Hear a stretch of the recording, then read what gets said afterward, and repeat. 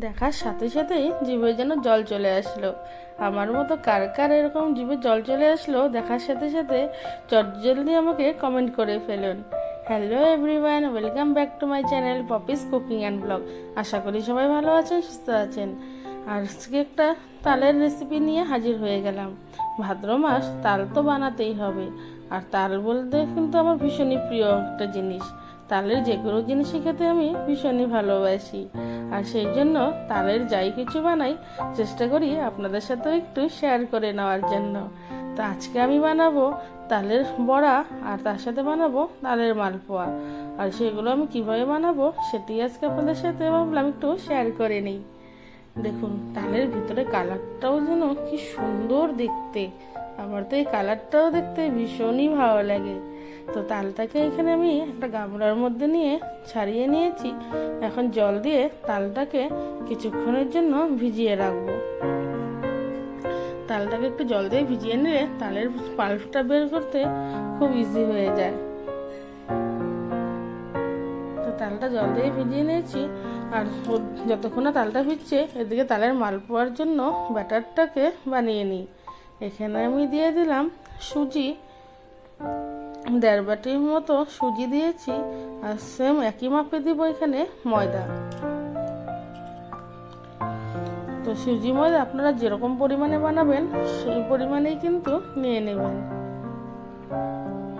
আর দিয়ে দেবো এখানে স্বাদ মতো চিনি। চিনিটা আপনারা কম বেশি করে দিতে পারেন, যে যেরকম মিষ্টি পছন্দ করেন ঠিক সেরকম করে কিন্তু চিনির পরিমাণটা দিয়ে দেবেন। এখন সমস্ত কিছু একটু ভালো করে মিশিয়ে নিচ্ছি। মিশিয়ে নিয়ে এখন এর মধ্যে দিয়ে দিব দুধ। আমি এখানে দুধটাকে ভালো করে জাল করে রুম টেম্পারেচারে ঠান্ডা করে নিয়েছি। তো এখন দিয়ে দিলাম দুধ। দুধ দিয়ে এই ব্যাটারটাকে গুলে নিয়ে কিছুক্ষণের জন্য রেস্টে রেখে দিব। আমি এটা ওভারনাইট ফ্রিজে রেখে দিয়েছিলাম।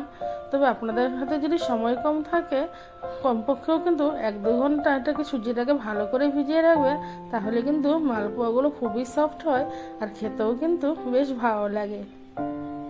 আর এই ছোটো ছোটো টিপসগুলো ফলো করে যদি মালপোয়াগুলো বানান, তালের বড়া হোক বা মালপোয়া যেটাই বানান না কেন খেতে কিন্তু দারুণ টেস্টি লাগে।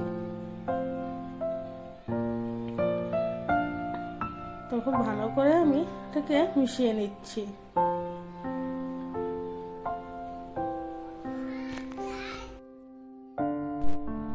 খুব ভালো করে কিন্তু সুজি ময়দাটা দুধের সাথে মিশিয়ে নিয়েছি।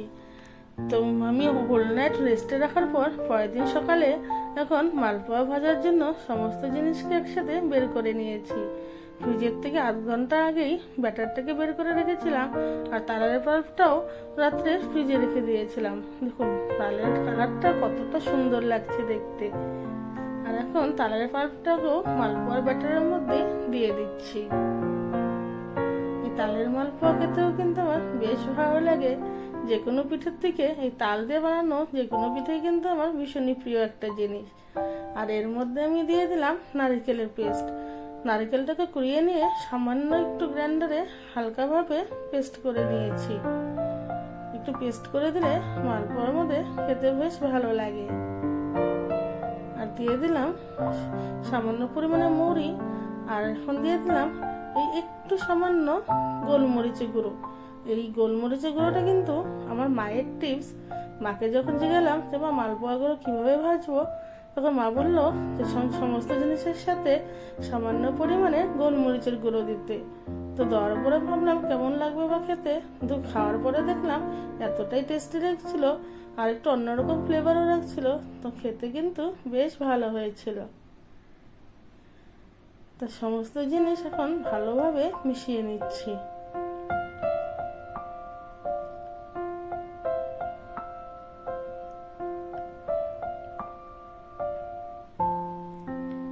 ঠিক একভাবে ভালো করে তালটাকেও সুজি ময়দার সাথে ভালো করে মিশিয়ে নিব।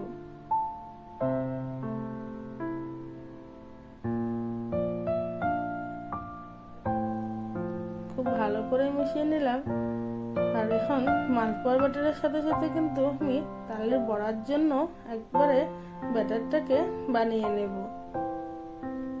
এর মধ্যে আরেকটু কিছু পরিমাণে তালের পাল্প দিয়ে দিলাম। তালের পাল্পের পরিমাণটা একটু বেশি হলে খাওয়ার সময় তালের সেন্টটা একটু বেশি ভালো লাগে, আর খেতেও কিন্তু বেশ দারুণ লাগে। তো বেটার আমার একদম রেডি। এখন রেস্টের জন্য কিছু সময় রেখে দিব, যাতে সমস্ত কিছু ভালো করে সেট হয়ে যায়। আর এদিকে আমি তালের বড়া বানানোর জন্য সমস্ত কিছু একসাথে নিয়ে নিচ্ছি। নিয়ে নিলাম এখানে তালের পাল্প। এখন এর মধ্যে দিয়ে দিব এক এক করে সুজি আর ময়দা। তালের মালপোয়ার মধ্যে যা যা দিয়েছি এটার মধ্যে সেম জিনিস দিব। তো মালপোয়ার ব্যাটারটা একটু পাতলা করা হয়, আর তালের বড়ার ব্যাটারটা অনেকটাই ঘন করে বানানো হয়। তো দিয়ে দিলাম এর মধ্যে সুজি, আর দিয়ে দিব ময়দা। মিষ্টিটা কিন্তু আপনারা নিজেদের ইচ্ছে মতো দিবেন, যে যেরকম মিষ্টি খেতে পছন্দ করেন সেই মাপেই কিন্তু চিনিটা দিয়ে দিবেন। আর দিয়ে দিলাম সামান্য পরিমাণে মৌরি আর 1 চিমটি পরিমাণে নুন। মালপোয়ার ব্যাটারের মধ্যেও কিন্তু আমি এই 1 চিমটি পরিমাণে নুন দিয়েছি।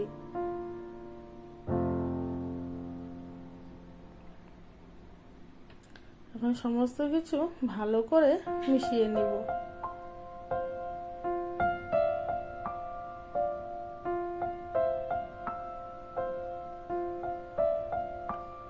খুব ভালোভাবে বড়ার ব্যাটারটাও মেখে নিচ্ছি।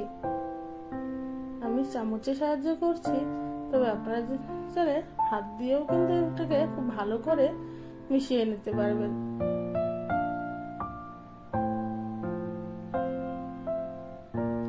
আর দিয়ে দিলাম সামান্য পরিমাণে দুধ। দুধটা খুব একটা বেশি দেব না, বেশি দিলে কিন্তু বড়ার ব্যাটারটা বেশি পাতলা হয়ে যাবে, তখন বড়াগুলো ভাজতে কিন্তু বেশ অসুবিধা হবে। আর দিয়ে দিলাম এখানে নারকেল কোড়া। এখন সমস্ত কিছু মিশিয়ে এটিকেও রেস্টের জন্য কিছুক্ষণ রেখে দিব। আর ওদিকে কড়াইতে তেল গরম হয়ে গেছে। এক এক করে এখন তালের বড়াগুলো ব্যাটারগুলোকে এখানে বড়ার শেপে দিয়ে দিচ্ছি। দেখুন তেলের মধ্যে দেওয়ার সাথে সাথে কি সুন্দর ফুলে উঠছে। ব্যাটারটা যত ভালোভাবে মাখা হবে বড়াগুলো খেতেও কিন্তু ততটাই সফট হবে, আর খেতেও কিন্তু বেশ দারুণ লাগবে। এখন খুন্তির সাহায্যে হালকা করে এপিট ওপিট করে খুব ভালোভাবে ভেজে নেব। তালের বড়া কিন্তু খুব একটা কড়া লাল করে ভাজবো না, বেশি লাল করলে কিন্তু তালের যে সেন্টটা থাকে সেটি চলে যায়। তো বড়াগুলোকে একদম মিডিয়াম আঁচে একটু ভালো করে ভেজে নিচ্ছি। দেখুন বড়াগুলো ভাজার পরে দেখবেন যে তালের যে কালারটা সেম ওরকম কালার চলে আসবে।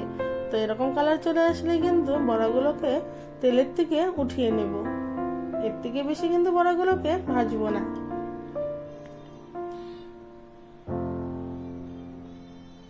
তো তেলগুলোকে খুব ভালো করে ঝরিয়ে নিয়ে এখন একটা প্লেটের মধ্যে বড়াগুলোকে ঢেলে দিচ্ছি। আবারও সেম প্রসেসে বাকি বড়াগুলোকেও ভেজে নিচ্ছি। এক এক করে সমস্ত বড়াগুলোকে ঠিক একইভাবে ভেজে নেব।